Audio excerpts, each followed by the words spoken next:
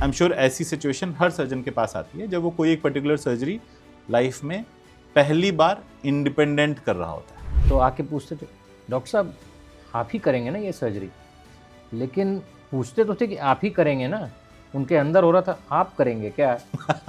पहली ही surgery 120 kilo के पेशेंट पे है। Very important is that you don't cross that safety line. That patients are not guinea pigs. Cancer surgery बाकी दूसरी सर्जरी से अलग कैसे होती है? तो uncontrolled growth of abnormal cells is cancer. Breast में जो 10 गांठें अगर 10 पेशेंट्स में है ना, तो उसमें से 2 या 3 ही कैंसर की होंगी। आज की तारीख में ब्रेस्ट कैंसर पे जितना रिसर्च किया गया उतना किसी और कैंसर पे नहीं हुआ। बट अभी बहुत ज़्यादा पिछले कुछ सालों में यंग पेशेंट्स में नहीं होने लगे हैं। 1900 में एक बड़े फेमस वहाँ के सर्जन ने कहा था कि जल्द ही ये समय आएगा जब कैंसर, ये सब इन्फेक्शंस जो टाइफॉइड मलेरिया इनको ओवरटेक कर लेगा, डायरिया इन सब। रिवर्स स्मोकिंग होती है, इसको चुट्टा स्मोकिंग कहते थे। हाँ, उसमें जलते हुए एंड को लोग अंदर करके स्मोक करते हैं। मेरे ख्याल से medical profession, for that matter any profession, is a serious profession. अब आजकल तो लोग पेशेंट कम देखते हैं, सीटी स्कैन की फिल्म ज़्यादा देखते हैं। Taking at least one more opinion is always good. Take one more opinion, there is no problem, but don't keep on taking opinion.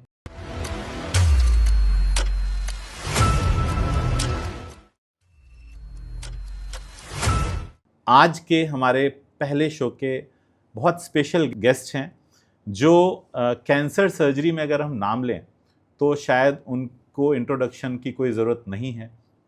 North India और in fact across the India he is one of the leading cancer surgeons. मुझे जब 8-10 साल पहले उनका पहला introduction दिया गया था तो वो इंट्रोडक्शन इस तरीके से दिया गया था, मैं एक्चुअली अपने किसी नोन के लिए कैंसर सर्जरी की बात कर रहा था।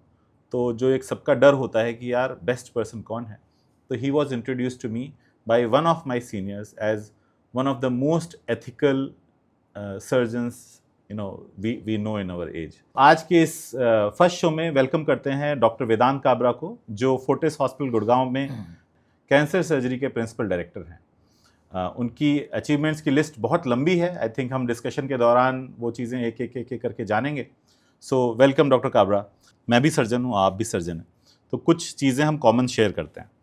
तो एक ऐसी ट्रिकी सिचुएशन है जो मुझे लगता है हर सर्जन की लाइफ में आई होती है। और आप आई थिंक सर्जरी में बहुत बड़ी सर्जरी होती है Vipul surgery, right? Cancer surgery में विपल सर्जरी एक आपका हमारा जब पैंक्रियाटिक कैंसर होता है उसके लिए एक बहुत मेजर सर्जरी होती है। और नॉर्मली जब पर्सन सर्जन धीमे धीमे सीनियर हो रहा होता है तो एक टाइम के बाद वो जाकर के वो इंडिपेंडेंट सर्जरी करते हैं। और आई एम श्योर ऐसी सिचुएशन हर सर्जन के पास आती है जब वो कोई एक पर्टिकुलर सर्जरी लाइफ में पहली बार इंडिपेंडेंट कर रहा होता है।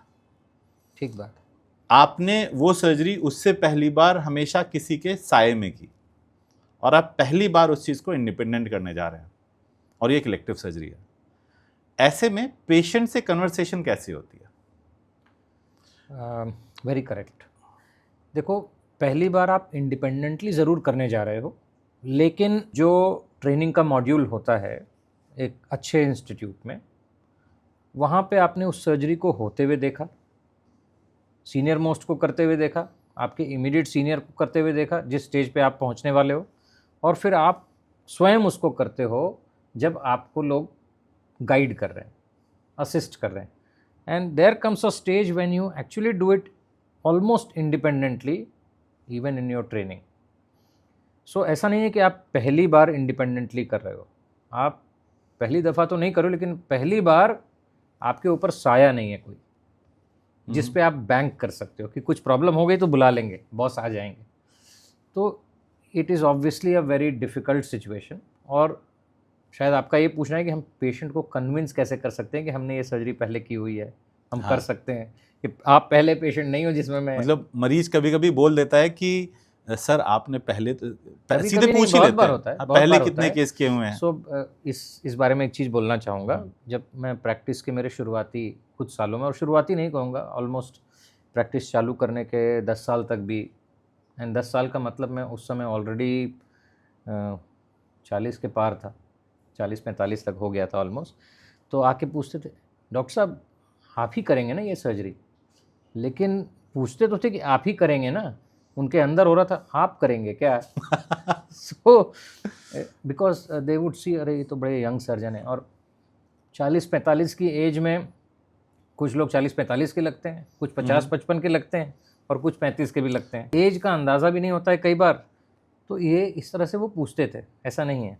और ये तो कई बार सवाल आता है कि डॉक्टर साहब आपने पहले ये ऑपरेशन किया है या कितने किए हैं। सो ये एक बड़ा डिफ़िकल्ट डिफ़िकल्ट सिचुएशन ज़रूर होती है, लेकिन चूंकि आप एक उस रिगरस ट्रेनिंग से गुजर चुके हो, तो आपको मालूम है कि हाँ ये सर्जरी कैसे होती है, क्या क्या प्रॉब्लम्स हो सकती हैं, तो you have to show that confidence. अब इसमें एक दूसरा सवाल ये है कि कई चीज़ें जो हमने टेक्स्ट बुक में पढ़ी और वो प्रैक्टिस कर रहे हैं, एक बार जब आप प्रैक्टिस में आ गए, मेडिकल साइंस इतनी इवॉल्व हो रही है, कई बार ऐसी टेक्नोलॉजीज़ होती हैं जो आपके ट्रेनिंग के टाइम पे नहीं थी। कुछ ऐसी डिवाइसेस आ गई जो शायद आपने ड्यूरिंग कॉन्फ्रेंसेस या उसके साथ सीखी हैं। अब ऐसे में जब उस डिवाइस को यूज़ कर रहे हैं, और कई बार डिवाइसेस बहुत महंगी होती हैं, हम लोग स्टेंट करते हैं, कुछ 5-5, 6-6, 8-8 लाख के स्टेंट होते हैं, तो जब ये डिवाइस करके ऐसा कोई प्रोसीजर कर रहे हैं जहाँ पे आपने जो आपके ट्रेनिंग का पार्ट नहीं थे, मतलब आपके college original training, but over the period of years आपने एक्वायर की है, तो ये सर्जरी की प्लानिंग और चीज़ें कैसे एग्जीक्यूट होती हैं वर्सेस जो आपकी इनहेरेंट ट्रेनिंग का पार्ट थे? सो पहले तो हमें ये समझना होगा कि हम जो अपनी बेसिक ट्रेनिंग जब कर रहे होते हैं और या इनिशियल ट्रेनिंग जब कर रहे होते हैं, तो आप एकदम रॉ होते हो, ठीक है, आपको सब कुछ शुरू से सीखना है। उसके बाद जो तुमने टेक्नोलॉजी की बात की या कोई एक नए इक्विपमेंट की बात की, वो जब आता है ना, तो वो आपकी फर्दर उस टेक्निक को फर्दर रिफाइनमेंट की बात होती है। You are already a bit mature, you are reasonably confident for the basic surgeries, so to acquire that skill becomes easier. Nevertheless, हमेशा वो एक मन में धुक धुक बनी रहती है, बिल्कुल। So it is not easy. For example, जैसे रोबोटिक ट्रेनिंग, रोबोटिक सर्जरी मेरे प्रैक्टिस में आने के बहुत बाद इंडिया में चालू हुई। जिन अस्पतालों में मैं था वहाँ पे हुई चालू। उसके लिए ट्रेनिंग के लिए जाना बहुत ही शॉर्ट पीरियड के लिए, क्योंकि प्राइवेट प्रैक्टिस में आप बहुत लंबी ट्रेनिंग नहीं ले सकते, इंडिया में खासकर। आइडियल होगा कि आप एक लंबे पीरियड के लिए जाओ, ट्रेनिंग लो, करो, देखो, असिस्ट करो और फिर वापस आके करो। उतना समय नहीं मिलता प्राइवेट प्रैक्टिस में। सो मुझे अभी भी याद है, जब मैं पहली रोबोटिक सर्जरी करने जा रहा था, वो एक बहुत ही मोटी लेडी थी। मैंने पूरी तैयारी की, मैंने सिमुलेटर पे बहुत काम किया, कई घंटों तक किया, उसके वीडियोस देखे उस सर्जरी के। सब कुछ करने के बाद उस दिन हमारे ओटी इंचार्ज कहते हैं, जो एडमिनिस्ट्रेटिव साइड से जो ओटी इंचार्ज, जो कि एक ट्रेन नर्स होता है अल्टीमेटली, सर पहली ही सर्जरी 120 किलो के पेशेंट पे है। तो मैंने कहा यार, तुम्हें मेरा जो है साहस बढ़ाना चाहिए, ना कि गिराना चाहिए। मैं अपनी तैयारी करके आया हूँ और मैं करूँगा। फॉर्चुनेटली वो सब अच्छे से भी हो गया, बट मैं बता रहा हूँ कि ये नई नई चीज़ों को अपनाना ये नीड ऑफ द आवर भी है। आई थिंक इसीलिए कहते हैं कि medicine and surgery is a never ending branch, जहाँ पे लर्निंग कभी खत्म नहीं होती है। Learning all your life. So आप डेली अपने हर पेशेंट से कुछ ना सीखते हो। बिल्कुल बिल्कुल, और आसान नहीं है, लेकिन हमें करना होगा। Now coming, सेफ रह के करना होगा। Very important is that you don't cross that safety line. The patients are not guinea pigs. Agree. You have to prepare well and then execute it. So coming to cancer surgery, और cancer surgery बाकी दूसरी surgery से अलग कैसे होती है? Very very good question. बाकी surgeries में हम जितनी बीमारी होती है ना, उसको कम से कम शरीर को नुकसान दे के सिर्फ उतनी बीमारी निकाल के बाहर आते हैं, या उतना ही ऑपरेट करते हैं। कैंसर सर्जरी में कैंसर को केकड़े से मैच किया जाता है। तो केकड़े में क्योंकि उसके जो टेंटिकल्स हैं या जो भी कह लो वो फैले होते हैं, उसी तरह कैंसर में भी होता है। हमें दिखता इतना है, लेकिन उसके बियॉन्ड जा रहा होता है। सो कई बार हमें मच बियॉन्ड द कैंसर जाके उसको निकालना पड़ता है। बहुत रेडिकल सर्जरी होती है। और ये सिर्फ कैंसर वाला हिस्सा नहीं है, कैंसर वहाँ से कुछ लिम्फ नोड्स या जहाँ पे स्प्रेड करता है आसपास, उसको भी हमें बहुत रेडिकली निकालना होता है। तो ये जो कॉन्सेप्ट है, ये एक प्रॉपर ट्रेनिंग के साथ ही आ सकता है। सो अगर हम अपने दर्शकों को पहले एकदम बेसिक लैंग्वेज में ये बताना चाहें कि कैंसर होता क्या है। बिल्कुल। अलग अलग जगह के कैंसर सुने हैं, तो किसी को सुना है कि वो तो पूरा क्योर हो गया, और कई बार होते हैं कि सीधे सीधे स्टेज 4 पता चला। तो कैंसर क्या और कैसे अलग अलग कैंसर अलग होते हैं? राइट। सो जैसे ना हम इस एक बिल्डिंग में बैठे हैं, तो यहाँ के बिल्डिंग ब्लॉक्स क्या हैं? ईंट। एक सिंगल एक ईंट से बना हुआ। उसी तरह हमारा शरीर एक एक सेल से बना हुआ है, राइट, और हर सेल अपने आप में कैंसर सेल में तब्दील हो सकती है। सेल्स भी धीरे धीरे एज होती हैं, बूढ़ी होती हैं, और फिर उनकी मौत आती है, और शरीर के इम्यून सिस्टम की सेल्स उनको खा जाती हैं, ख़त्म कर देती हैं, या सेल्स में कुछ खराबी आती है, वो रिपेयर हो जाती है। लेकिन एक समय ऐसा आता है कि वो रिपेयर सही से नहीं हो पाती, वो कैंसर सेल में बदल जाती है, हाँ, या कह सकते हैं बदमाश हो जाती है। हाँ, कुछ स्कूल में बच्चे हैं, कुछ अच्छे कुछ बदमाश, तो बदमाश बच्चे बदमाशी करते हैं ना, तो वैसे वो सेल बन जाती है और वो इम्यून सिस्टम को एस्केप कर जाती है। तो वो सेल्स जो अपने कंट्रोल सिस्टम के बाहर आ जाएं, उनकी ग्रोथ होने लगे, तो uncontrolled growth of abnormal cells is cancer, very simple. और ये सेल्स हम सब में कहीं ना कहीं बन रही होती हैं, हमारा इम्यून सिस्टम उसको सप्रेस कर देता है। अच्छा, तो ये कैंसर तरीके हम से में, आप में, दूसरों में, सब में कैंसर सेल्स बनती हैं, लेकिन Okay. हमारी बॉडी उसको कंट्रोल कर लेती है। Okay, So this uncontrolled growth of abnormal cells, when they bypass our immune system or check mechanism, it forms cancer. अब एक ट्यूमर है और एक कैंसर, ये दो वर्ड्स हैं, इनको कंफ्यूज नहीं करना चाहिए। हर ट्यूमर कैंसर नहीं होता। वो ट्यूमर जो एक जगह से दूसरे जगह फैलने की उसमें कैपेसिटी होती है, एक क्षमता होती है, वो ही कैंसर होता है। कुछ ट्यूमर्स हैं जो सिर्फ अपनी जगह पे धीरे धीरे ग्रो करते हैं और वो फैल नहीं सकते, वो बिनाइन ट्यूमर्स हैं। जो कैंसर है उसको मैलिग्नेंट ट्यूमर्स कहते क्योंकि एक बार ना जैसे कोई गांठ हो गई तो फिर अचानक से डर बैठ जाता है। हैं। एग्जैक्टली। सो अब जैसे ब्रेस्ट में, ब्रेस्ट कैंसर कॉमन है काफ़ी, उसमें गांठ होती है जो कॉमनेस्ट सिम्टम है। लेकिन ब्रेस्ट में जो 10 गांठें अगर 10 पेशेंट्स में है ना, तो उसमें से 2 या 3 ही कैंसर की होंगी, बाकी 7-8 पेशेंट्स नॉन कैंसर गांठ को लेकर आए होंगे। इसलिए घबराने की इतनी ज़रूरत नहीं है, लेकिन उसकी जांच ज़रूर कराने की ज़रूरत है। लेकिन देखने की जरूरत जरूर है। देखने की ज़रूरत है, मालूम होना चाहिए, सही समय पे जांच होनी चाहिए, और डॉक्टर आपको बताएंगे कि हाँ, इसमें आपको घबराने की आवश्यकता नहीं है। तो कैंसर के लिए अगर हम माने, जैसे बताया, हर बॉडी बिल्डिंग के अलग अलग पार्ट हैं, उसके बिल्डिंग ब्लॉक्स हैं, तो हर ऑर्गन का कैंसर हो सकता है। बिल्कुल। वो चाहे मसल्स हो, चाहे ब्रेस्ट हो, चाहे यूट्रस हो। तो हर कैंसर अलग अलग तरीके से कैसे बिहेव, क्योंकि हमने कुछ कैंसर के आउटकम्स बहुत अच्छे होते हैं। ब्रेस्ट कैंसर में हम क्योर की बात करते हैं, और कुछ कैंसर के आउटकम्स शुरू से ही बहुत ख़राब होते हैं। हाँ। तो ये ऐसा क्यों होता है? उसकी 2 वजह है। पहला तो कुछ कैंसर्स ऐसे होते हैं जो हमें लेट पता लगते हैं, क्योंकि सिम्टम्स ही उसके नहीं आते बहुत ज़्यादा, उनको हम साइलेंट किलर्स कहते हैं। ऐसा नहीं कि सिम्टम्स नहीं आते, सिम्टम्स बड़े नॉन स्पेसिफिक से होते हैं और उसको इग्नोर कर देते हैं। उनको पैनक्रियाटिक कैंसर, इजीली इग्नोर हो जाते हैं, गॉल पता ब्लैडर ही नहीं चलता कैंसर, है। Ovarian cancer. दूसरा क्या है, कुछ कैंसर्स इनहेरेंटली उनके जो जेनेटिक चेंजेस आते हैं कैंसर बनाने के लिए, वो बहुत एग्रेसिव चेंजेस हो जाते हैं, तो वो कैंसर्स का रेट ऑफ ग्रोथ बहुत फास्ट होता है।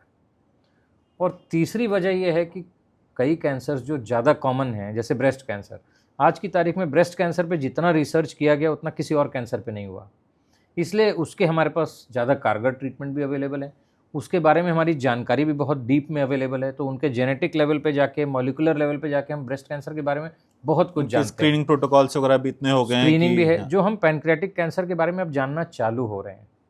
इसलिए कुछ कैंसर्स एग्रेसिव होते हैं, कुछ नहीं होते। Even within breast cancer there are many types. कुछ ऐसे हैं जिनको आप छोड़ दो, वो 10 साल में भी इधर उधर नहीं फैलेंगे, और कुछ ऐसे हैं जो 6 महीने में दूसरे ऑर्गन से फैल जाएंगे। तो ये बायोलॉजी है कैंसर की, जो हर कैंसर में अलग अलग मिलती है। और आई थिंक पिछले 1 दशक और 2 दशकों में जो हमारा डेवलपमेंट हुआ है, इतना फास्ट हुआ है इन मेडिसिन में। आई रिमेंबर कि जब हम कॉलेज में थे उस समय प्रोस्टेट कैंसर की मोर्टेलिटी बहुत ज़्यादा होती थी, और आज के समय में वहीं पे मैं देखूं कि वो केवल और केवल टैबलेट और इंजेक्शन से कितना अच्छा खासा कंट्रोल हो जाता काफ़ी है। अच्छा और लंबे समय तक कंट्रोल हो रहा है। सो ये बात सही है। और बड़े सारे ऐसे कैंसर्स हैं जो अब काफ़ी अच्छे क्योर रेट्स भी मिल रहे हैं, क्योर रेट्स नहीं मिल रहे तो काफ़ी अच्छा कंट्रोल रेट मिल रहा है। फॉर एग्जांपल, कुछ खास प्रकार के लंग कैंसर्स, जिसमें हमें मालूम था कि स्टेज 4 हो गया तो 6 महीने की ज़िंदगी बची है, लेकिन उनमें कुछ स्पेसिफिक टाइप्स हैं जिसमें इतने अच्छे टारगेट थेरेपीज़ आ गई हैं कि वो 3 साल, 4 साल, 5 साल तक निकाल देते हैं अच्छी क्वालिटी ऑफ लाइफ के साथ। उसी तरह है मेलेनोमा, जो कि one of the most aggressive cancers है बॉडी का, उसका भी अब इम्यूनोथेरेपी की वजह से बहुत अच्छा ट्रीटमेंट आ गया है। तो चेंजेस, जैसा आपने कहा, पिछले 10 सालों में, 15-20 सालों में बहुत हुए हैं, और हम लोग अब कई सारे कैंसर्स को काफ़ी लंबे समय तक अच्छे से कंट्रोल कर पा रहे हैं। अब एक और चीज़ है ये होता क्यों है? क्योंकि कैंसर के कुछ तो चलो हम लोगों ने देखे कि टबैको और कुछ कुछ इंटेक होते हैं, किसी को फैमिली हिस्ट्री, बट अभी बहुत ज़्यादा पिछले कुछ सालों में यंग पेशेंट्स में नहीं होने लगे हैं कि 30-35 साल की एज में ही ब्रेस्ट कैंसर मिलने लगे हैं, और ऐसे बहुत से केसेस आ रहे हैं। आप व्हाट डू यू से? सो उसके पहले मैं कुछ एक, अब मैं उसको इंटरेस्टिंग कहूँ या डिस्टर्बिंग कहूँ, एक स्टैटिस्टिक बताना चाहता हूँ। सन 1900 में, हाँ, आज से करीब 125 साल पहले अमेरिका में 2/3 मौतें, 2/3 deaths were because of infectious diseases. Cut to 2000, 100 years later, 2/3 diseases or 2/3 deaths are because of lifestyle diseases. Can So you I see think the difference? because they are living longer, Yes. so जो पहले के जो cause of death थे वो बदल रहे हैं बदल हो क्योंकि रहे हैं। Living longer and change in lifestyle. Okay. सो उस समय ना 1900 में एक बड़े फेमस वहाँ के सर्जन ने कहा था कि जल्द ही ये समय आएगा जब कैंसर, ये सब इन्फेक्शंस जो टाइफॉइड, मलेरिया, इनको ओवरटेक कर लेगा, डायरिया, इन सबको। तो लोग हंस रहे थे उसके ऊपर, क्या बकवास कर रहा है। 20 से 25 साल बाद कैंसर 7वें नंबर से दूसरे नंबर पे पहुंच गया था। That is how it has grown. Now coming to why it happens, almost 60 to 65% cancers can be attributed to your lifestyle. So समझ रहे हो आप lifestyle कि मतलब कितना बड़ा पोटेंशियल है प्रिवेंशन lifestyle का। मतलब smoking। Coming to it now, Okay, आपने टोबैको का नाम लिया, ठीक है। एंड इन एनी फॉर्म, चाहे वो स्मोकिंग हो, चाहे वो च्यूइंग हो, चाहे हुक्का हो, चाहे बीड़ी टोबैको में हो। मैं अभी है तो मैं क्या कि अलग अलग फॉर्म के टोबैको में वो आते हैं ना, कुछ लो टोबैको की सिगरेट्स आती हैं, या कुछ उनमें अंतर होता है कि one is better than other, ऐसा कुछ है? सो बहुत अंतर नहीं होता है, कोई टेंजिबल डिफरेंस नहीं है। वो कंपनीज को कुछ ना कुछ तो दिखाना पड़ेगा ना सेल करने के लिए, ओके, राइट? जैसे हेल्दी स्नैक्स, हाँ, बोर्नवीटा, बट कहने को ऐसा वो कुछ उस है तरह से वो दिखा के सेल कर रहे हैं सिर्फ। No form of tobacco is safe. But क्या ऐसा है कि जिस फॉर्म में लिया जा रहा है कि हम उसको खा रहे हैं वर्सेस मुंह में रख रहे हैं वर्सेस स्मोक कर रहे हैं, तो टाइप ऑफ कैंसर अलग हो सकता है उससे? सो वो अलग हो सकता है। अब आप मुंह में चबा रहे हो तो उसका लोकल असर ज़्यादा होता है, तो वो मुंह के कैंसर को करता है, थ्रोट के कैंसर को करता है।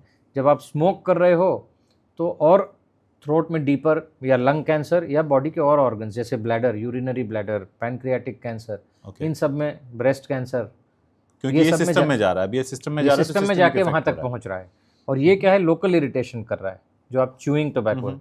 इनफैक्ट एक बड़ा इंटरेस्टिंग है, एक रिवर्स स्मोकिंग होती है, इसको चुट्टा स्मोकिंग कहते थे। हाँ, उसमें जलते हुए एंड को लोग अंदर करके स्मोक करते हैं। अच्छा, तो उससे क्या होता था, कभी कभी आपके तालू में, पैलेट में, उससे इंजरी भी होती है, हीट इंजरी भी होती है, और उन पेशेंट्स में तालू का कैंसर ज़्यादा पाया गया। ओके, तो wherever you have the maximum assault you will have cancers of those areas more. तो now tobacco is one, alcohol is another. और ये टोबैको और अल्कोहल जब मिल जाते हैं ना, तो ये एक और एक दो नहीं, एक और एक 11 हो जाते हैं। ओके, और आप भी जानते हो कि जो एक ले रहा होता है वो दूसरे से अछूता नहीं रहता। वो हाँ, उसके साथ भाई तू वो ये भाई भी ले भाई ले। है ना, दोनों साथ में चलते हैं। या उनके दोस्त ले रहे होते हैं, यार ये भी तो ट्राई कर। और नहीं तो वहाँ पे खड़े हुए तो पैसिव स्मोकिंग तो होती ही रहती है। पैसिव स्मोकिंग हो रही है कि आप 4 दोस्तों के साथ बैठे हो, उसमें एक भी स्मोक कर रहा है, तो passive smoking is even worse. अच्छा, स्मोकिंग इतना है, वो एक दूसरा होता है वेप, है ना? हाँ, so I was coming to it, good that you asked this question. अब ई सिगरेट आ गई है, हाँ, safer alternative. It is safer, not safe, okay, right? It doesn't have few of the chemicals which are there in tobacco, but then it has other chemicals which can cause cancer. The other problem which has happened, although very infrequently, but has happened, people have been adventurous। फिर क्या, आप वेप कर रहे हो, alcohol भी ले रहे हो, उसके साथ में उन्होंने कभी कभी गलती से उसका लिक्विड इनहेल कर लिया, and that liquid is very damaging for the lungs and people have lost their lives. So I think so lifestyle में हमने स्मोकिंग की तो बात कर ली, बट कितने लोग ऐसे आते हैं कि मैंने तो कभी स्मोक, इनफैक्ट कहते हैं यार मैंने तो कभी स्मोक भी नहीं किया था, हो गया, इससे चौथा मैं स्मोक ही कर लेता। So apart from smoking, lifestyle, smoking and alcohol obviously जो हमें सोसाइटी में पता है ये चीज़ें अच्छी नहीं हैं, उसके अलावा और कौन से लाइफस्टाइल फैक्टर्स हैं जो कैंसर होने में कॉज करते हैं, जो ऑब्वियसली जिनसे अगर हम अवॉइड करें तो शायद कुछ चीज़ें प्रिवेंट की जा सकती हैं? उसके बाद लाइफस्टाइल में आता है आपका खान पान, हम्म, और खान पान से ही रिलेटेड है आपका मोटापा कह लें आप या जो भी कहें। हेल्दी तो बोलते हैं सर। हाँ, Being- health, being overall healthy health, बोलते हैं। ओवरऑल हेल्थ में हाँ हाँ, इंडिया में मदर को हमेशा बच्चा हेल्दी लगता है, वो कभी हाँ। मोटा नहीं होता, पर ये ऐसा सही नहीं है। सो पहला आपका खान पान, दूसरा आपकी लाइफस्टाइल सेडेंट्री है या आप एक्टिव हो, कितना एक्टिव हो, किस तरह से कर रहे हो, ये बहुत मायने रखता है। खान पान में अब हम सब देख रहे हैं कि क्या हो रहा है ना। हम लोग we are looking at west for everything, we are copying west but for their wrong things, and west is copying our good things now. If you go to US, there is a substantial decrease in smoking, there is a substantial increase in healthy diet. कुछ दिनों पे few years back में गया था San Francisco में, तो बहुत amazing था कि वो ना जो हल्दी दूध होता है उसको गोल्डन लाटे करके बेचते हैं, हाँ, कुछ बताइए। 8 या 9 डॉलर का। हाँ, ये सब हो रहा और है। यहाँ पे हमें अगर किसी को घर पे हल्दी दूध दिया जाए तो उनको लगता है कि यार क्या दे रहे हो, हमने क्या दे कहेंगे रहे हैं। टेस्टी नहीं है। सो ये हो रहा है। अब मेरे हिसाब से एक हेल्दी डाइट क्या हो सकती है? It is very simple, it should be locally available, seasonal, freshly homemade. These 3 very important things. आज के ग्लोबल वर्ल्ड में ना आपको 12 महीने कुछ भी कहीं भी मिल सकता है। आप यहाँ बैठ के कीवी खा सकते हो 12 महीने, और अब तो गुड़गांव में स्ट्रॉबेरी उगाई जा रही है। मेरे मेरे हाँ? मेरे फार्म में मैंने अभी हाँ। लगाई है, स्ट्रॉबेरी के फ्लावर्स आ हाँ, रहे तो हैं। आप उसको तैयार कर लेते हो वैसे, इसलिए locally available, seasonal, freshly homemade. But आज के दौर में जब अधिकतर ऑर्डर तो ब्लिंकिट पे होता है, तो कैसे पता चलेगा कि ये लोकली अवेलेबल है? मुझे याद है बचपन में होता था कि एक सीजन होता था कि सर्दियाँ आ गई हैं, मटर आएगी, है ना, वो फली आती थी, तो छीलते थे। थोड़ा अब मटर जब देखो 24। हाँ, तो हमें अपने दादा दादी, नाना नानी को याद करना होगा, उनसे सीखना होगा, नहीं तो अपने बच्चों को तो बता ही नहीं ना, पाएंगे। लोकल मार्केट जो लगती थी, मंडी में जाकर के सब्जी खरीदने का जो बिल्कुल। मज़ा होता था, वो मुझे नहीं लगता वो सफल में या किसी ऐसे जाकर के बिल्कुल, किसी बिल्कुल। स्टोर में जाकर, क्योंकि वो तो प्रिजर्व्ड होते हैं, वहाँ पे तो सब कुछ अवेलेबल है। प्रिजर्व नहीं भी होते हैं तो आर्टिफिशियली राइपेंड होते हैं। ओके। दूसरा क्या है, नेचर ने आपको सब कुछ दिया है जो आपके एक अच्छी लाइफ के लिए ज़रूरी है। हमें नेचर से सीखना है। सो अगर नेचर ठंड के समय इन पालक और मेथी उगा रहा है, मतलब वो उस समय के लिए, उसको खाओ उस वक्त। व्हाट डू थिंक कि अगर हम एग्रीकल्चर को भी देखें, सो क्योंकि डिमांड बहुत बढ़ी है, पॉपुलेशन बढ़ी है, so there has been lot of rise in getting hybrid varieties. Hybrid जो छोटे से बड़े अमरूद मिलते हैं, जो साल में 1 या 2 या 3 बार फसल देते हैं। So this combination of pushing technology in in agriculture, क्या वो प्रोडक्ट भी कहीं ना कहीं, भले वो पेड़ से फ्रेश तोड़े जा रहे हैं, but are they also causing some So changes? this is a very controversial topic. There are very vehement opposers to it कि ये GM modified, जो कि genetically modified जो कहते हैं, पर very honestly I'm not aware of any such data which says कि genetically modified crops are bad. Okay. If we can preserve the basic structure and the nutrient content, I think it is okay. Getting more और output. Organic versus वो organic ये- food और organic diet जो है, इस पे- बिल्कुल। सो organic होना चाहिए, लेकिन ऑर्गेनिक होता है क्या जो ऑर्गेनिक के नाम से बिक रहा है? पहला। दूसरा, आप अपने खेत को ऑर्गेनिक कह रहे हो, लेकिन आपके आसपास में अगर पेस्टिसाइड यूज़ हो रहा है, बहुत फर्टिलाइज़र, केमिकल फर्टिलाइज़र यूज़ हो रहा है, तो ज़मीन तो नीचे एक ही है ना, वाटर टेबल तो एक ही है, वो जाके मिल जाता है। तो ऑर्गेनिक होने के लिए बहुत बड़े एरिया को ऑर्गेनिक होना ज़रूरी होगा, और उसका पेरिफेरी ऑर्गेनिक नहीं रह सकता, उसका सेंट्रल पार्ट होगा। हाँ, ये समझना बहुत ज़रूरी तो है। ऐसा नहीं है कि 10 एकड़ में 1 एकड़ हमने ऑर्गेनिक कर रहे हैं और बाकी हम नहीं मिक्स कर होगा रहे हैं, ना, ऐसा नहीं बाकी होगा। पूरे को करना पड़ेगा, और 10 एकड़ तो कुछ भी नहीं है, हाँ, सैकड़ों एकड़ को एक साथ ऑर्गेनिक करना होगा, तब वो रियल सेंस में ऑर्गेनिक बनेगा, okay. नहीं तो नहीं हो सकता। और ऑर्गेनिक कह के बेचने वालों को ध्यान रखना है कि वो सही में ऑर्गेनिक है। चलो कुछ पुराना इंटरेस्टिंग लेते हैं। So coming back to college days. So before that, हाँ let me also say something about food. हाँ please. Avoid packaged food. All kinds of packaged food are artificial with preservatives. Sugar is also artificial, by the way. Try to avoid that and move to good in unmodified way form. Right. जो गुड़ की भेली आती है वो, हाँ, हाँ, ये ज़रूरी है। ये नहीं कि वो गुड़ भी प्रोसेस जैगरी पे पैक होके आ रहा है, वो वाला नहीं। Over the years, गेहूँ कहीं ना कहीं हमारे सिविलाइजेशन में इंट्रोड्यूस हो गया, पहले नहीं था। तो अभी दुनिया भर में ईयर ऑफ मिलेट मनाया गया लास्ट ईयर, उससे थोड़ी अवेयरनेस बढ़ी है, इसलिए ज्वार, बाजरा, रागी, बेसन, इनके आटों को खाएं रादर देन गेहूं के आटे। ये ना बड़ा धीरे धीरे मूव करें उस पर। ये बड़ी इंटरेस्टिंग बात है, क्योंकि कहते हैं कि पहले एक ज़माने में जो ये मिलेट और ये सब जो इनको ये मोटा अनाज बोला जाता था, और जो गेहूं इसको बहुत फाइन ग्रेन बोलते थे। वो सिर्फ तो पहले वो अमीरों का खाना हुआ करता था, और मोटा अनाज जो होता था वो नॉर्मली लो लेवल पे।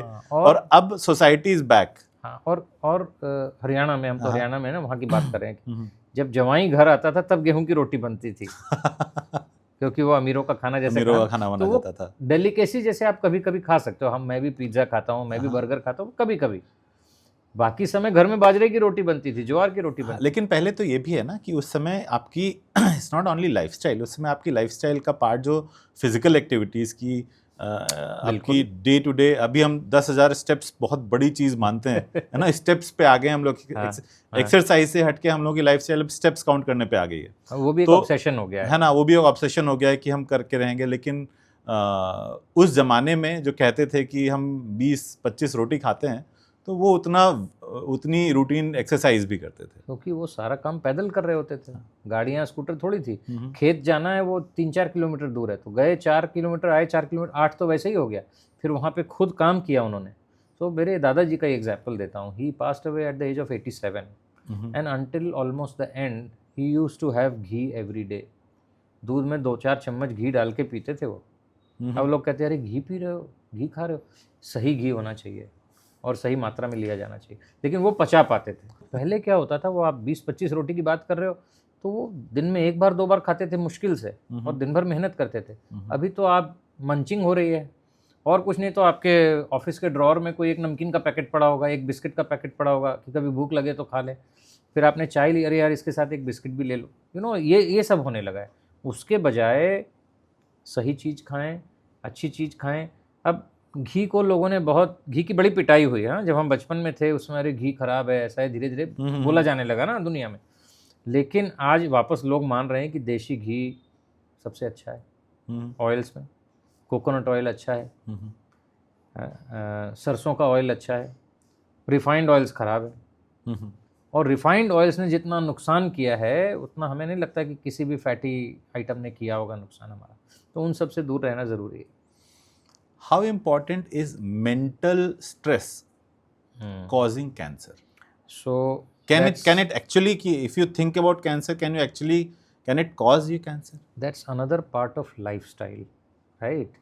Lifestyle और health ना, holistic health, and holistic health is physical health जो आप एक्सरसाइज करके, न्यूट्रिशन लेके और इस तरह करके बना रहे हो, mental health, and if I may add the third dimension to it, spiritual health. ये तीनों पार्ट जब सही चलेगा, बैलेंस में चलेगा ना, तभी आप होलिस्टिकली हेल्दी हो। There are people who would do gymming, वो 50 तरह के डाइट करेंगे, सब करेंगे, लेकिन मेंटली डिस्टर्ब्ड है, स्पिरिचुअली एजिटेटेड है, पीस में नहीं है। और कुछ लोग इतना ज़्यादा फियर में जी रहे हैं कैंसर के, कि घर में कैंसर देख लिया किसी को, फ्रेंड्स में देख लिया, तो या इवन डॉक्टर्स, हम तो दिन भर कैंसर देख रहे हैं, हमारा भी दिमाग उस तरफ जा सकता है। तो न सिर्फ कैंसर, कोई भी chronic disease, there is a very strong mind and body connect. Your mind continuously is sending signals to your body, और अगर आप उस सिग्नल को ख़राब तरह से भेजोगे तो कहीं ना कहीं वो आपकी बॉडी पे ख़राब असर करेगा। अभी ये कहना कि सिर्फ माइंड ही आपको कैंसर का कारण बन सकता है क्या, मुझे नहीं मालूम, लेकिन वो एक इम्पॉर्टेंट रोल प्ले करता है, ऐसा मेरा मानना है, apart from other factors. I think एक बार अगर किसी को हो गया, इसके साथ साथ उसके बाद उसकी रिकवरी, उसका how it takes through the treatment process, वो सब भी बहुत ज़्यादा इम्पॉर्टेंट पार्ट होता है। बहुत इम्पॉर्टेंट है।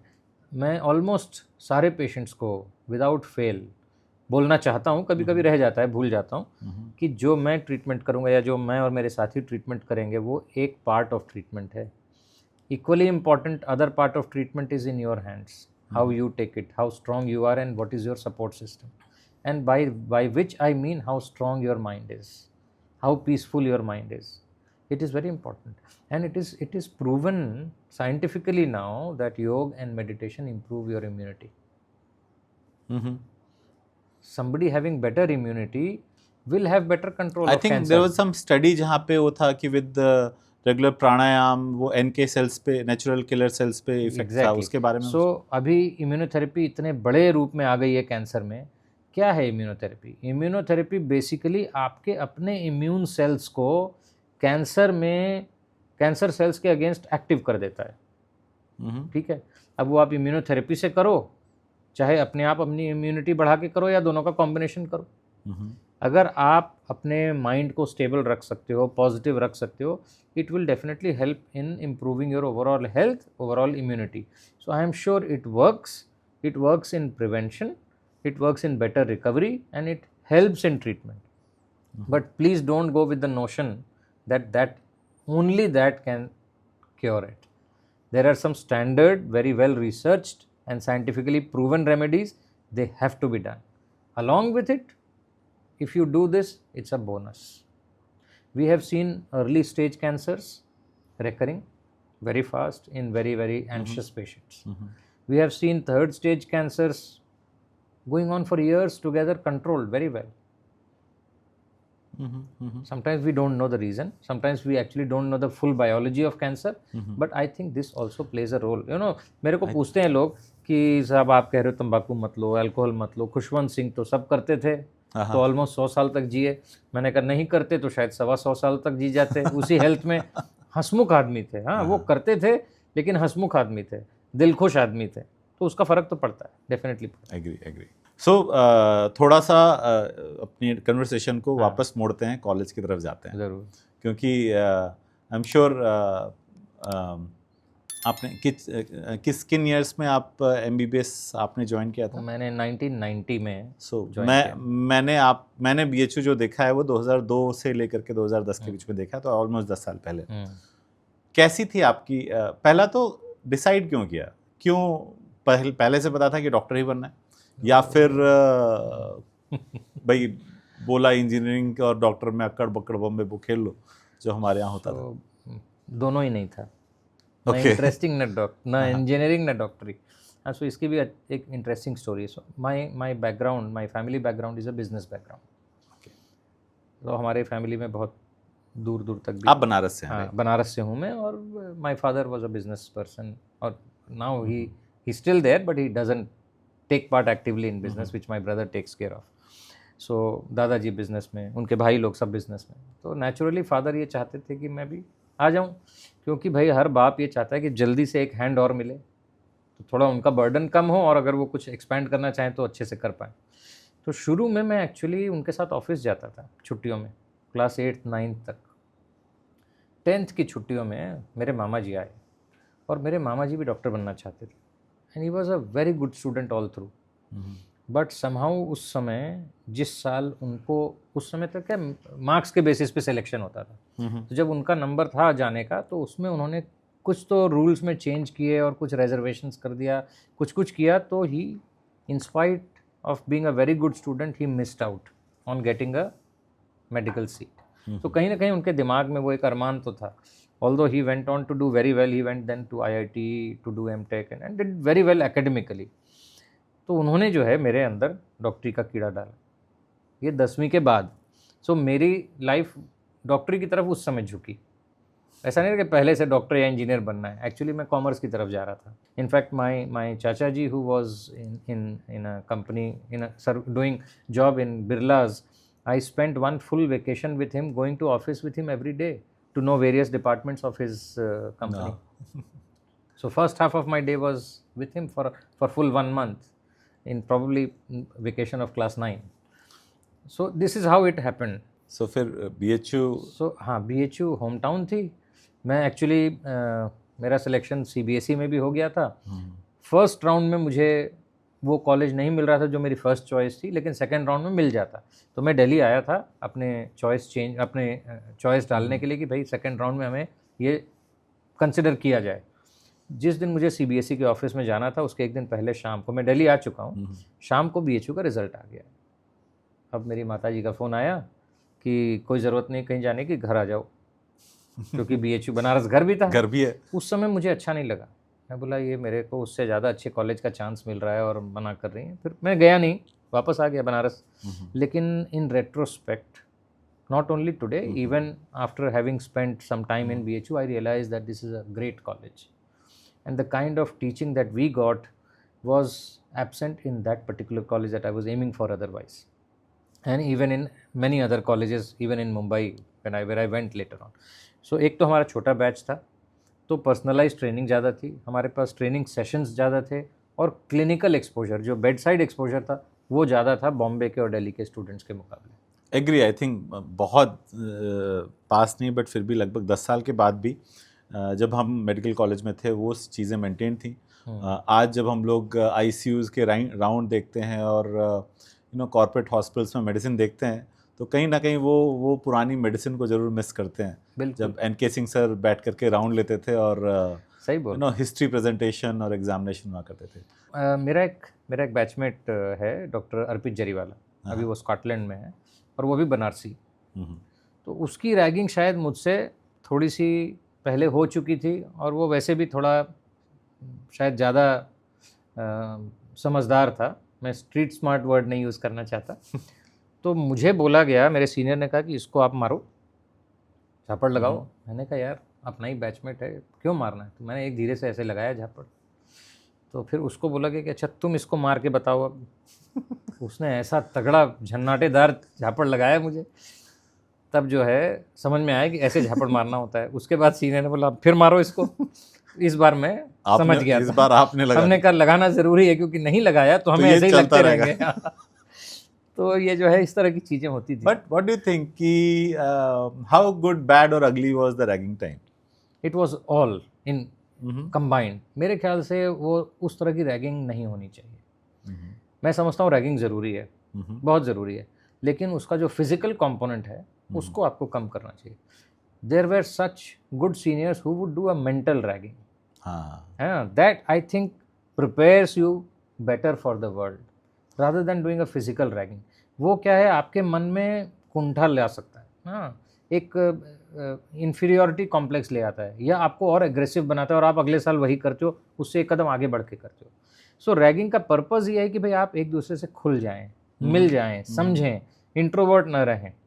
आई थिंक कुछ चीजें जैसे होती थी कि हेयर कट हो गया, सेम अपिन, दिस यूज्ड टू बी कि सब में इक्वालिटी है, वो सब फन है, हाँ इक्वालिटी है। आप कहीं से भी किसी बैकग्राउंड से आए हो, अब मोबाइल नहीं, अब तो खैर होने लगे, अब है, उस समय नहीं थे। लेकिन आप फ्लैशी कपड़े पहन के आओ, फ्लैशी अपनी हेयर स्टाइल, लड़का सेलेक्ट हुआ है तो किसी ने कार बेच दी और किसी के पास साइकिल नहीं है। बिल्कुल, आप साइकिल पे आना ही अलाउड था, उससे ऊपर आप नहीं जा सकते थे। आपके पास कार हो तो भी आप साइकिल से आ सकते हो या पैदल आओ, लेकिन साइकिल, कार और मोटरसाइकिल से नहीं आ सकते। तो ये सब ज़रूरी है, वो ठहराव लाना ज़रूरी है, लेकिन फिजिकल रैगिंग जो थी उसको मेरे ख्याल से बंद करना। सो आज क्या हो गया है, आज तो रैगिंग बैन हो गई है, तो अब तो आप इंटरेक्ट भी नहीं कर पाते अपने जूनियर से, क्योंकि आपको डर होता है कि हमें सस्पेंड कर दिया जाएगा। कुछ मेडिकल कॉलेज से अभी कुछ करंट नाता बचा है, कुछ आपको आइडिया है इस समय कैसे ट्रेनिंग चलती है इस समय? बहुत कम एक्चुअली, लेकिन हाँ मेरे बैचमेट्स हैं जो अभी भी मेडिकल कॉलेज में हैं, तो उनसे कभी कभी बात होती रहती है मेरी। अब क्या हो गया है, with more and more technology coming in, everything being available on YouTube, plus एक एंट्रेंस एग्ज़ाम ओरिएंटेड लर्निंग हो गई है। आप MBBS में घुसे नहीं कि आपने PG की तैयारी चालू कर दी, पोस्ट ग्रेजुएशन में घुसे नहीं कि आपने सब स्पेशलाइज करने के लिए तैयारी चालू कर दी। सो MBBS में आपने MS और MD की तैयारी की, और उसके बाद DM MCH जो कि फर्दर आपको, जैसे MCH हुआ तो ऑन्को सर्जरी में MCH किया या न्यूरो सर्जरी में किया, उसकी तैयारी चालू कर दी। तो अब आप जो लर्निंग का जो प्लेजर है और जो डेप्थ ऑफ नॉलेज है वो अब ख़त्म हो रही है। दूसरा क्या है कि न सिर्फ लर्निंग करने वालों को, लर्निंग देने वाले या टीचिंग करने वालों में भी एक इन जनरल एटीट्यूड और डिटेरियोरेशन, क्वालिटी डिटेरियोरेशन हुआ है। तो मेरा कज़न है BHU में, वो भी फैकल्टी है, तो उसने बताया कि वो काफ़ी इंटरेक्ट करता है स्टूडेंट्स से, और कुछ स्टूडेंट ने कहा कि सर आप लोग अगर अटेंडेंस ख़त्म कर देना, कोई नहीं आएगा क्लास करने। क्यों? क्योंकि सब कुछ यूट्यूब पे अवेलेबल है, बड़े अच्छे लेक्चर्स अवेलेबल हैं, पेड हैं, पेड कोर्सेज हैं, पूरा पूरा MBBS करिकुलम अवेलेबल है, लेकिन आप एक बात बताओ, वहाँ से आप वो एक फैक्ट्स और नॉलेज तो ले लोगे, पेशेंट एग्जामिन करने की कला कहाँ से लाओगे, हिस्ट्री टेकिंग कहाँ से लाओगे? तो जब तक बेड साइड जाके पेशेंट नहीं देखोगे तब तक वो सही नहीं होगा। अब आजकल तो लोग पेशेंट कम देखते हैं, CT स्कैन की फिल्म ज़्यादा देखते हैं। पेशेंट्स आपके पास आते हैं तो सारे 50 तरह के टेस्ट ऑलरेडी लेकर आते हैं। आई मस्ट से कि कई बार तो डॉक्टर्स के चेम्बर में वो एग्जामिनेशन का पार्ट होता ही नहीं है। हाँ, which is very sad. Mostly touch जो एक बहुत इंपॉर्टेंट पार्ट होता है, वो डॉक्टर पेशेंट सर्जरी करके इलाज हो भी करके वो घर भी चले जाते हैं, और शायद डॉक्टर का पेशेंट से हैंड टू हैंड टच शायद एक बार भी नहीं हुआ होता। कभी कभी होता होगा, हमारे यहाँ तो नहीं है ऐसा। हाँ। और it is not only see, it is a very big privilege. आप किसी को टच कर रहे हो और आपको अलाउ कर रहे हो टच करना, एक अनजान आदमी को। हाँ, अभी तक तो अनजान ही है आपके लिए। So it's a very big privilege, and at the same time it in my mind also creates a bond. At the same time you can touch to comfort the patient also during examination only, उसी समय आप कर सकते हो। सो वो एक आपको दूसरी अपॉर्चुनिटी भी देता है उनको कूल डाउन करने का, काम डाउन करने की। एंड डेफिनेटली एक वो क्लिनिकल साइंस है, उसको आप खो नहीं सकते।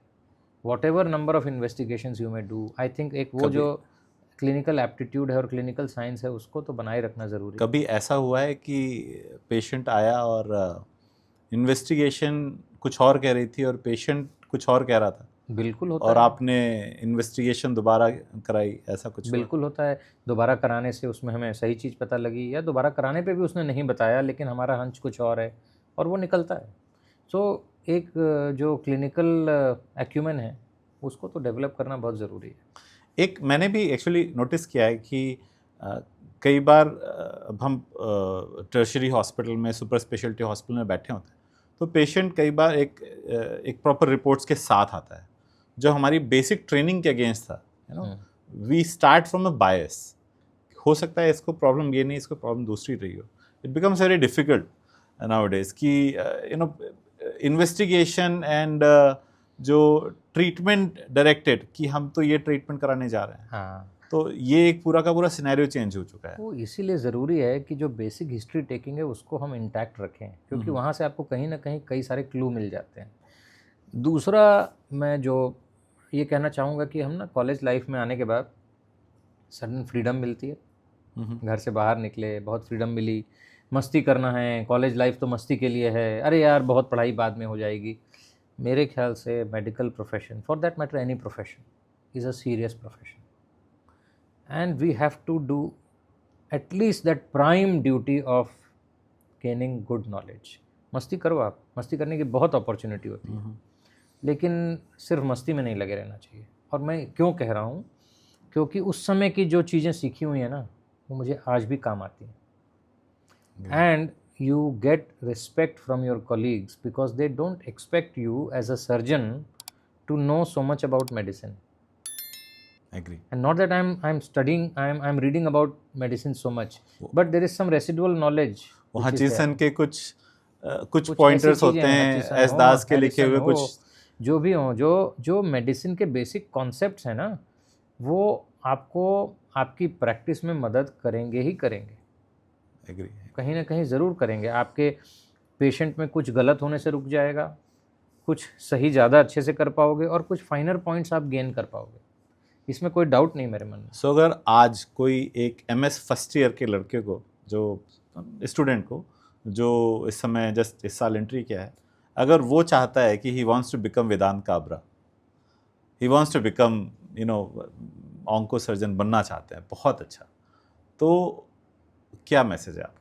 ऑन्को सर्जन बनना सही है, वेदांत काबरा तो नहीं बनेगा, क्योंकि वेदांत काबरा अपनी जगह है और वो अपनी जगह रहेंगे। ये भी बहुत बड़ा मैसेज है कि you should not try to chase to be somebody else. Yes, Every surgeon is although you were individual. giving it as a compliment, but I don't consider myself such a big person that somebody would like to become me.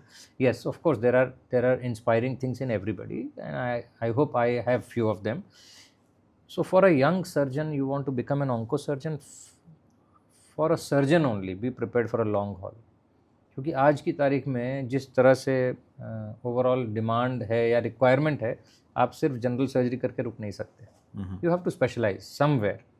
You may specialize in a branch where it is not a very long hour surgery, or you may specialize in branches like oncosurgery, where surgeries are very long haul surgeries, very long, and sometimes very unpredictable outcomes. You think that you have done a great job and tumor comes back, क्योंकि आपको नहीं मालूम है। हम सब कुछ जान जाएं तो फिर बात ही क्या है, हर एक बात हम नहीं समझ सकते, और किताबें ट्यूमर मतलब किताब नहीं ऑपरेट कर हाँ, सकती, किताब नहीं ऑपरेट तो operate आपने कर करना है। So first be prepared for a long haul. Be patient. Very, very important. Be honest in your dealings. Be transparent in your dealings. अभी क्या है, हर आदमी बहुत कुछ बहुत जल्दी पा लेना चाहता है, शॉर्टकट से जाना चाह रहा है, चाहे वो शॉर्टकट सही हो चाहे वो शॉर्टकट गलत हो। कई गलत मीन्स भी हमारे प्रोफेशन में हैं, आ गए हैं, चाहे अनचाहे। जितना नोबल था उतना नोबल नहीं रह गया, ये भी सच्चाई है, लेकिन उतना भी ख़राब नहीं है जैसा जनता समझती है, वो नहीं है।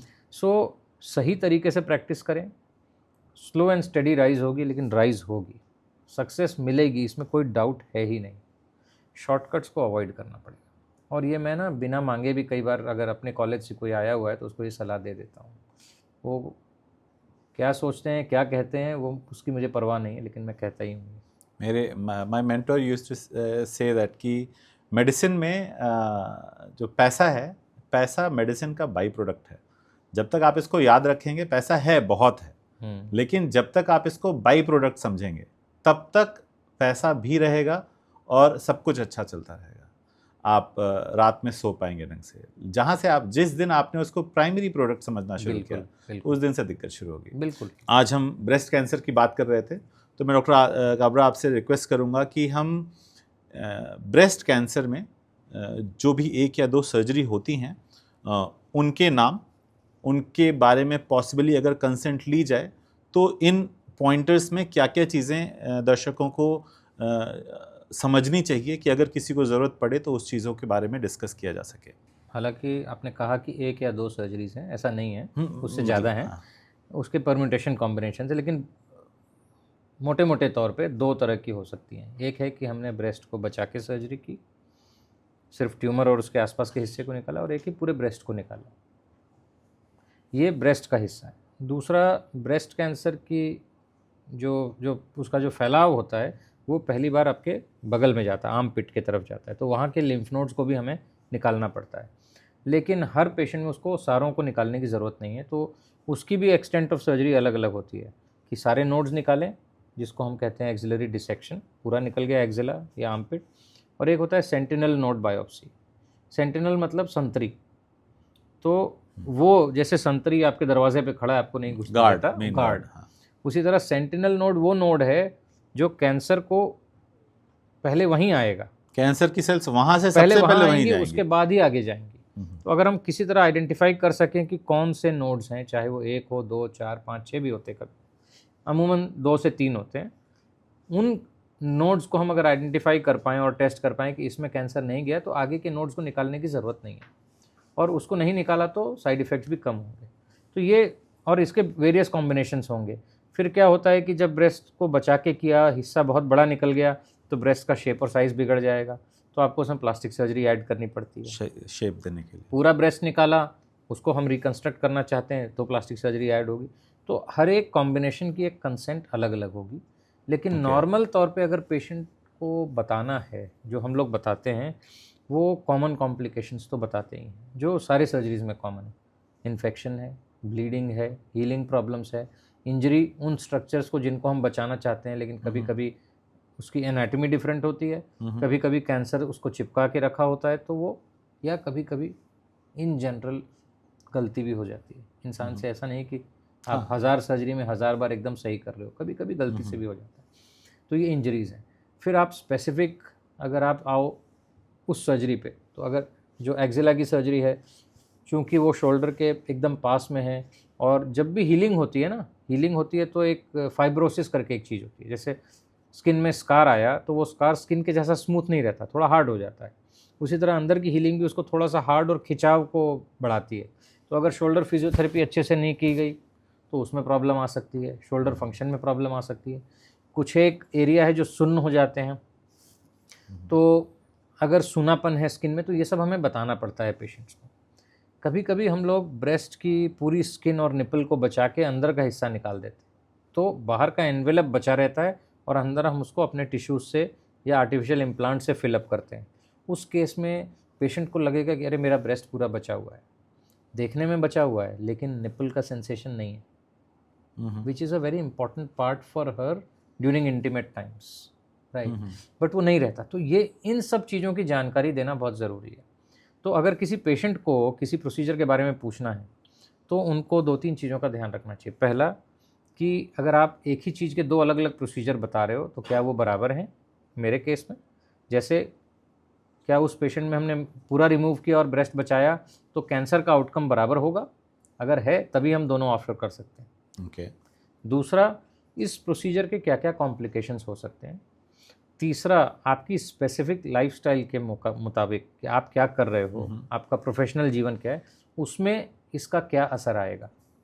फॉर एग्ज़ाम्पल लैरिंजियल कैंसर, उसमें वॉइस जा सकती है अगर आपने पूरे लैरिंग्स को निकाल दिया तो, और अगर किसी का काम ही बात करना है तो उसकी वॉइस को कैसे प्रिजर्व किया जा सकता है। फॉर एग्ज़ाम्पल कोई स्विमर है तो उसके लिए हम एक पीछे से मसल निकाल के उससे ब्रेस्ट बनाएं, ये सही नहीं होगा, हमें कहीं और से लाना होगा। क्योंकि स्विम ही नहीं कर पाएगा फिर। कुछ लोगों में हम पेट से निकाल के बनाते हैं मसल, अब वो वाला फ्लैप बहुत कम होने लगा, तो उन लेडीज़ में जो अभी प्रेगनेंसी जिनकी नहीं हुई है, उनको बाद में प्रेग्नेंट होना है, उनमें हम वो नहीं कर सकते। तो इन सब को देखते हुए हमें चूज़ करना है कि हम कौन सा प्रोसीजर करें और उनके आगे की लाइफस्टाइल में उनको क्या चाहिए। कुछ लेडीज़ का कहना है कि मुझे इस जगह पे स्कार नहीं चाहिए, क्यों? क्योंकि मुझे लो शोल्डर या लो नेक ड्रेस पहननी है, स्लीवलेस पहननी है, ऑफ शोल्डर पहननी है। अगर हम उसको रिस्पेक्ट कर पाएँ और उसको बचा पाएँ, बता पाएँ और उस तरह से कर पाएँ तो ज़रूरी है करना। नहीं कर पा रहे हैं तो उन्हें समझाना होगा कि ये पॉसिबल नहीं है। और तीसरा, लॉन्ग टर्म में हमारे क्या लाइफस्टाइल चेंजेस हो सकते हैं, क्या असर आ सकता है। इन चीज़ों को अगर समझ लें तो आपकी कंसेंट करीब करीब पूरी हो जाती है। So doctor Kabra, I understand कि कंसेंट बहुत इम्पॉर्टेंट पार्ट होता है, और कई बार पेशेंट ये भी पूछते हैं कि ये इसके कितने परसेंटेज चांस हैं, इसके इस चीज़ के कितने परसेंटेज चांस हैं। कई बार हम लोग उसमें जो हमारे पास जो भी अवेलेबल लिटरेचर है उसके हिसाब से एक रफ परसेंटेज बताते भी हैं। क्या कभी ऐसा हुआ है कि कंसेंट की वजह से पेशेंट ने सर्जरी करने से मना कर दिया हो, या उसकी वजह से आपने सर्जरी चेंज की, या ऐसा भी लगता है कि जो मैंने कभी कभी देखा है कि लोग हाँ जी सब ठीक हो जाएगा ना, एक वो एटीट्यूड होता है कि सर्जन्स का, क्योंकि पेशेंट इस डर से होते हैं, they are not looking for the best surgeon, they are looking for जो उनको बोल सके कि जी अभी तो सब ठीक हो जाएगा, बाद में देखेंगे। ये बहुत बहुत इम्पॉर्टेंट पॉइंट है। अगर कंसेंट की वजह से पेशेंट सर्जरी नहीं कराना चाहता, I am happy, I will not change my consent, I will definitely not say कि सब कुछ सही हो जाएगा। मैं उनको बताऊंगा, लेकिन साथ में ये भी बोलता हूँ कि ये समझो आप कि आपको मैं अप्रॉक्सीमेट परसेंटेज भी दे रहा हूँ। For example, for a very major surgery by and large I would say कि 70% कुछ नहीं होगा, अच्छी स्मूथ रिकवरी होकर आप घर जाओगे। 20% में माइनर कॉम्प्लिकेशंस आ सकते हैं जो आपका स्टे 2-4 दिन एक्सटेंड कर सकते हैं। 5-7% अप टू 10% मेजर कॉम्प्लिकेशंस आ सकते हैं। सो इस तरह से समझाने से वो ज़्यादा अच्छा समझ पाते हैं, लेकिन फिर भी कुछ लोग शायद नहीं तैयार होंगे। और मैं एक बहुत पुराना किस्सा बताना चाहता हूँ। तुमने शुरुआत की थी विपल सर्जरी से। सो एक नेफ्रोलॉजिस्ट के नोन थे क्लोजली, और उनको विपल सर्जरी की ज़रूरत थी। उन्होंने मेरे पास भेजा उनको, और उनको न्यूरोफाइब्रोमेटोसिस भी था। उसका मतलब मल्टीपल ट्यूमर्स, छोटे छोटे बिनाइन ट्यूमर्स नर्व के थे उनके पूरे बॉडी में। तो मैंने पहले दिन उनको मिला, सब एक्सप्लेन किया, और उनकी लड़की को मैंने अलग से कॉम्प्लिकेशंस के बारे में बताया। नाउ वर्ल्ड लिटरेचर सेज कि विपल सर्जरी में complication rate is anywhere from 30 to 35%, which would include even small complication. सब बताने के बाद मैंने उनको कहा भी कि देखिए, ये मैं आपको डराने के लिए नहीं कह रहा, इसमें एक छोटे से छोटा एक स्टिच में छोटा सा भी पक गया, जो कि हार्डली कुछ है इतनी बड़ी सर्जरी के लिए, वो भी इंक्लूडेड है। तो वो लोग शायद फिर भी डर गए। ये एक्सप्लेन करके, ये डिस्क्लेमर देने के बावजूद, अगले दिन वही नेफ्रोलॉजिस्ट, बड़े सीनियर आदमी, उन्होंने कहा यार तूने क्या बता दिया, तो डर गए। मैंने कहा सर मैंने कुछ गलत नहीं बताया, मैंने 30% से कहा है, वर्ल्ड लिटरेचर एक्चुअली 35% कहता है। मैंने ज़्यादा नहीं बताया। तो finally they decided to not get surgery done by me. They saw another surgeon in the same hospital of another specialty, not oncosurgeon, and got it done. As luck would have it, this gentleman passed away on day 3. I don't know what happened.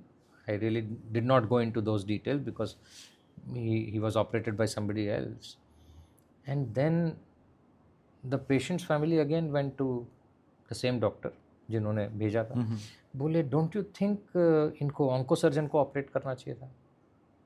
तो उन्होंने कहा मैंने तो वहीं भेजा था तुम्हें पहले, और ऐसा नहीं है कि ऑन्कोसर्जन को ही करना चाहिए। Whipples can be done by 2-3 different specialities if they are trained enough. That person was also trained enough, but sometimes, and I thank God also for those instances, हो सकता था ये होता है, वही आउटकम होता मेरे साथ भी, लेकिन वो मेरे मन पे दिल पे बोझ नहीं रहा वो। तो ऐसा हुआ है और ऐसा आज भी होता है। फॉर एग्जाम्पल, हमें कभी कभी यहाँ पे स्टूल का परमानेंट बैग लगाना पड़ता है ना, जो हमारे स्टूल पैसेज में कैंसर, स्टोमा कहते हैं जिसको, कोलोस्टमी। अब हमें मालूम है कि इसमें ऑलमोस्ट श्योर है कि कोलोस्टमी बननी ही बननी है। अब मैं उसको कैसे कह दूँ कि नहीं बनेगी? फिर वो 4 जगह घूमेंगे, फिर कोई उनको कह देगा अरे बचने की चांस है 50-50, big chance, when I know it is 99-1 और मे बी 100 कि बनना ही बनना। तो वो चेंज करना सही नहीं है। वो आप अगेन ये ना, these are shortcuts to fame और शॉर्टकट्स टू मनी। फेम तो पता नहीं, बट पैसा ज़रूर आप कमा लोगे, नाम तो पता नहीं बनेगा कि। तो ये सब नहीं कर सकते, और ये समय हर सर्जन के लाइफ में, हर सर्जन के करियर में आता ही आता है। एक बार ऐसा भी हुआ कि एक उज़्बेकिस्तान की पेशेंट थी और उनकी लड़की भी थी साथ में, जो उज़्बेक एयर में एयर होस्टेस थी। अब उन्होंने तो हमें यही बताया कि हमें सिर्फ रशियन लैंग्वेज आती है। बहुत देर तक बात होती रही, सब एक्सप्लेन किया मैंने, सब कुछ किया। Previous night of surgery again a discussion was happening 45 minutes in the evening rounds. ये समय हो गया था, 8:30-9 बज गए थे करीब करीब। मेरा भी पेशेंस ख़त्म हो रहा था धीरे धीरे। तो मैंने कहा भाई ठीक है, आप you don't understand English, you don't trust me, लेकिन आपका ये जो इंटरप्रेटर है वही इंटरप्रेट करेगा, उसको तो ट्रस्ट कर दो। No I don't trust anybody. I said then you better find another surgeon. मैं कैसे करूं भाई? मैं तो आपको बता रहा हूं ना। और उसमें पॉसिबिलिटी क्या थी कि अगर मार्जिन पॉजिटिव आ गई ब्रेस्ट कैंसर की सर्जरी, दोबारा सर्जरी करनी पड़ सकती है, which is a very fair point. तो वो नहीं मान रही थी। फिर हमने कहा कोई बात नहीं, आप देखो क्या करना है। मेरे साथ उस समय 2 रेजिडेंट थी, 2 लड़कियां थी। तो उन्होंने ना, मैंने जब बाद में इतना 45 मिनट के डिस्कशन के बाद मैंने थोड़ा पेशेंस लूज़ किया और ये सब बोला, तो बाद में नहीं सर आप ऐसे कैसे बोल सकते हैं। मैंने कहा यार तुम लोग ऐसा बोल रहे हो, तुम हमें इतने समय से देख रहे हो, महीनों से मेरे साथ हो, 4-6 महीने थे मेरे साथ वो लोग। You have seen me working, how I explain to patients. और इसमें भी मैंने बहुत पेशेंट्स के साथ, नहीं सर फिर भी सर पेशेंट की साइकी तो समझनी पड़ेगी। मैं कहा चलो भाई ठीक। मैं कुछ बोला नहीं। 2 AM at night I get a message from her daughter in pure English. Pure English, faultless, flawless. मैंने वो मैसेज लाके सुबह मेरे रेजिडेंट्स को दिखाया। मैंने कहा ये देखो, ये उसका मैसेज आया हुआ है, जो कह रही थी कि मुझे इंग्लिश नहीं आती है। So you know all these things happen. Sometimes they test you. Agree. They test you. I think consent ना मेरे भी अपने एक्सपीरियंस में बहुत फाइन बैलेंस है नॉलेज और डर का। Exactly. क्योंकि आई ऑलवेज से कि the biggest fear is fear of unknown. जब आपको नहीं पता होता उस अंधेरे कमरे में क्या है, तो आपको ना सबसे डरावनी चीज़ लगती है। कई बार पेशेंट हो सकता है हमारे लिए नॉलेज में थोड़ी छोटी सर्जरी है, लेकिन वो जब मरीज उस छोटी सी सर्जरी के लिए भी आता है तो वो घर में शायद यही सोच के आता है पता नहीं वापस आएंगे कि नहीं आएंगे। बिल्कुल। एज ए सर्जन हमारी ये जिम्मेदारी होती है कि उनको उस फैक्ट तक लेके जाना कि जो डर है उससे ही डरो, उससे ज़्यादा नहीं, उससे कम नहीं, बिल्कुल उतने से तो डरो। ऐसा भी नहीं हो सकता कि हम कोई जादूगर नहीं है कि हम एक हाथ चलाएंगे और सब कुछ सही हो जाएगा, लेकिन आपको ये बता रहे हैं कि पॉसिबली ये कॉम्प्लिकेशन हो सकती है। उसका मतलब ये है कि अगर ऐसा हुआ तो हम उसके लिए प्रिपेयर्ड हैं। मैं ऐसे आई एम श्योर कि आप सीनियर इनफ, आपने कई बार ऐसे सर्जन्स भी देखे होंगे और जो इस तरीके से जाते हैं कि हाँ भाई ठीक हो जाएगा, और उसके बाद प्रोसीजर के बाद जब कोई कॉम्प्लिकेशंस हुई तो फिर बहुत सारे पेशेंट से लड़ाइयाँ और दिक्कतें होती हैं। कंसेंट फॉर्म में एनेस्थीसिया का एक स्पेसिफिक पार्ट होता है। एनेस्थीसिया रिलेटेड तो एक सर्जरी से रिलेटेड कंसेंट होती है और एक एनेस्थीसिया से रिलेटेड कंसेंट होती है, दोनों अलग अलग जगह भरी जाती हैं आपकी प्रैक्टिस में। और एंड देन इफ़ आई से कि in ideal case scenario consent की टाइमिंग कब होनी चाहिए, क्योंकि बहुत पेशेंट्स का होता है सर अब एडमिट हो गए है ना, पैसे सब कुछ सारा फाइनेंशियल्स हो गए हैं, टीपीए से अप्रूवल आ गया है, अब सुबह सुबह ऑपरेशन थिएटर पे जा रहे हैं, अब उस समय आप भर के देंगे तो उस समय कहाँ तो हम वापस जाएंगे, तो जो मरता क्या ना करता सही, तो ब्लैकमेल है, ये तो ब्लैकमेल है, right. Consent is not a one time process, consent starts from the first consultation. अगर पेशेंट सारे इन्वेस्टिगेशंस लेके आया है तो आपका प्लान ऑफ ट्रीटमेंट ऑलमोस्ट उसी समय बन जाता है, तो कंसेंट उसी समय चालू हो जाती है। आप उसको जब प्रोसीजर एक्सप्लेन करते हो तो आप उसी समय कॉम्प्लिकेशंस भी एक्सप्लेन करते हो, आउटकम्स भी एक्सप्लेन करते हो। सो मेरी कंसेंट जो फाइनल रिटन कंसेंट है वो one of my team members takes it actually. It's a documentation of your that they are discussion. doing, but it is a documentation of my discussion with the patient which has already happened. And I have given time to the patient to think about it. It's not that you are taking it just before the surgery. And even if I have to some time take it that time, say for example a chemoport procedure, you know it very well, right? We have a clash of interest here.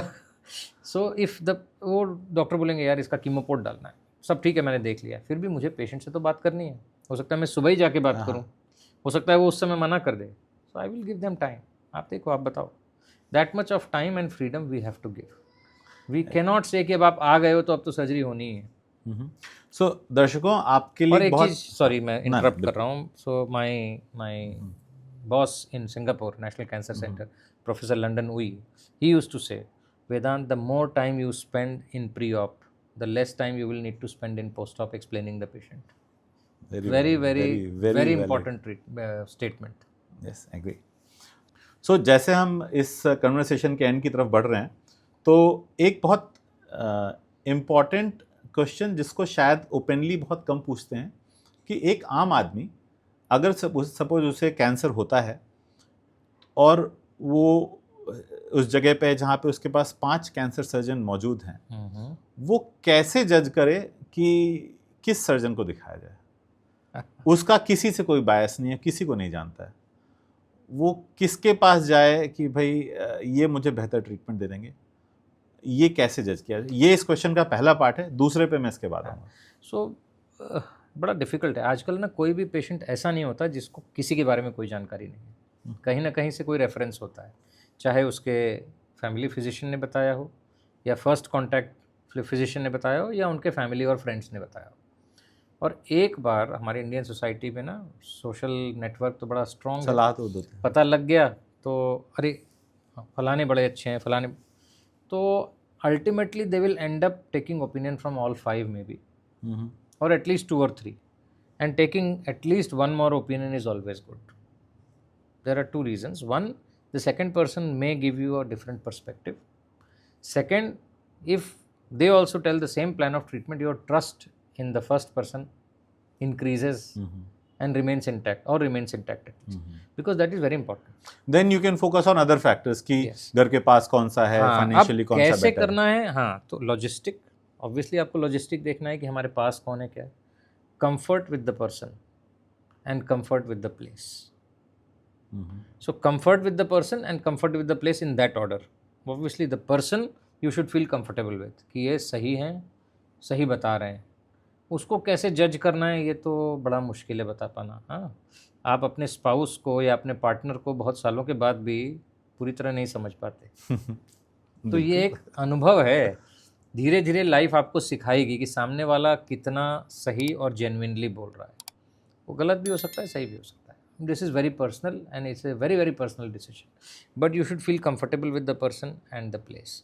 Logistics obviously are important, and then always take one more opinion, there is no problem, but don't keep on taking opinions.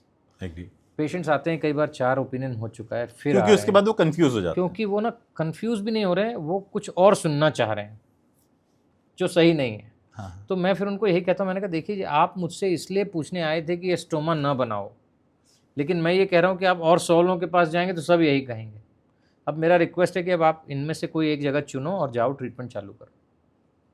फिर समझ रहे हो ना? तो एक कहीं ना कहीं एक लिमिट होनी चाहिए नंबर ऑफ कंसल्टेशंस पे, वो ज़रूरी है। हाँ, मतलब सर्जरी में हमेशा हमेशा कहते हैं कि there is always a limit what I can do versus what body will let me do ना। सर्जिकली मैं जाकर के ये सब कुछ निकाल के आ सकता हूँ, लेकिन क्या वो वहाँ पे दोबारा तो हो जाएगा, नहीं हो जाएगा, वो सारे भी इंपॉर्टेंट क्वेश्चंस होते हैं। हाँ, और वो क्या वो पेशेंट पर्टिकुलरली उसकी बॉडी उसको झेलने के लिए तैयार है कि नहीं है। और एज ए सर्जन मैं एक चीज़ ज़रूर बोलूँगा, प्लीज़ डू नॉट गो, आपकी मर्जी है, जाइए, बहुत अच्छे से जाइए। मैं कम से कम ऐसे किसी सर्जन के पास नहीं जाना चाहूँगा जो ये कहेगा कि मेरा 100% सक्सेस रेट है। क्योंकि 100% सक्सेस रेट का मतलब ये है कि अगर उसमें जो 0.01% फेलियर के चांसेस हैं, वो सर्जन उस फेलियर की सिचुएशन में उसको मैनेज करने के लिए मेंटली एंड फिजिकली रेडी नहीं है। हमारी ट्रेनिंग का एक बहुत इंपॉर्टेंट पार्ट होता था जिसमें सब ये कहते थे, we don't want to make extraordinary surgeons, we want to make safe surgeons, because first thing in medicine is first do no harm. So इसके साथ I think 2 things I will add here, Himanshu. I'm taking your time, but I'll just जो आपने बात कही ना 100%, सो बहुत पुरानी बात है। मैं कॉन्फ्रेंस में था, सर्जन्स की एनुअल कॉन्फ्रेंस जो होती है इंडिया के association of surgeons of India की, प्रॉबेबली 30 साल पुरानी बात है। तो वहाँ पे कैप्शंस आते थे कुछ, या कुछ कोट्स आते थे, उसमें आ रहा था, if you have never had a complication stop operating, otherwise you may spoil your result. So somebody who claims that he has or she has never had a complication obviously is telling a lie. या वो operate करते ही नहीं है, या वो एकदम simple कुछ एक ऑपरेशंस किए होंगे जो सब सक्सेसफुल हो गए। तो रोक जाओ भाई, क्योंकि कहीं ना कहीं लॉ ऑफ एवरेज तो पकड़ेगी आपको, कहीं ना कहीं कॉम्प्लिकेशन आएगा ही आएगा। और दूसरी चीज़, हमारे प्रोफेसर थे, प्रोफेसर वी.के. शुक्ला हैं अभी, वो रिटायर हो गए अब, वो कहते थे कि अच्छा होगा कि अपनी ट्रेनिंग के दौरान ज़्यादातर कॉम्प्लिकेशंस देख लो, so that you are ready to handle it when you are independent and on your own. बहुत सारे क्वेश्चंस हैं और मे बी हमें शायद 1-2 और एपिसोड करने पड़ेंगे जहाँ पे ये सब चीज़ें कंटिन्यू रहेंगी। Thank you doctor Vedant, it was pleasure talking to you. जैसे हम BHU लैंग्वेज में कहते हैं, थैंक यू बॉस, मज़ा आ गया। और बहुत सारी ऐसी बातें शायद वो हमारे लिए कॉमन रही हों, लेकिन वो जब पब्लिक सुनेगी, लोग समझेंगे कि हेल्थ के बारे में जानना कितना ज़रूरी है। It might help somebody. अगर इस पूरे कन्वर्सेशन से किसी एक इंसान को फ़ायदा होता है, that will serve my purpose for the day. आपके थॉट्स क्या हैं इस किसी पर्टिकुलर पार्ट के लिए, किसी स्पेसिफिक कैंसर के बारे में आप जानना चाहते हो, किसी इस पूरे डिस्कशन में किसी पार्ट के बारे में, कंसेंट की पार्ट हो या मेडिकल कॉलेजेस के हॉस्टल्स की बात हो, या किसी भी बारे में आप बात, you feel free to put in comments, और आगे आने वाले एपिसोड्स में will try to cover it. Thank you doctor Vedant. Thank you Himanshu, it's such a pleasure, and special thank you for giving me the privilege to be the part of the inaugural episode of this series. Thank you. I really enjoyed it, and you rightly said, मज़ा आ गया।